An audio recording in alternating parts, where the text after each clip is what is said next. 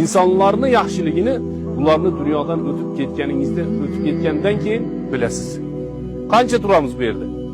Qancha turamiz hozir? 5 minut turamiz. 10 minut turamiz rasa bo'lsa. Qavmi qarindoshi ham turmaydi, aka ukasi ham mahalla ko'y hech kim turmaydi. Qancha turamiz? Demak, bilaylik, siz bilan men o'lgan kunda ham hech kim turmaydi, birodarlar. Hozir bu kishini biz tashlab ketyapmizmi? Siz bilan meni ham tashlab ketadi.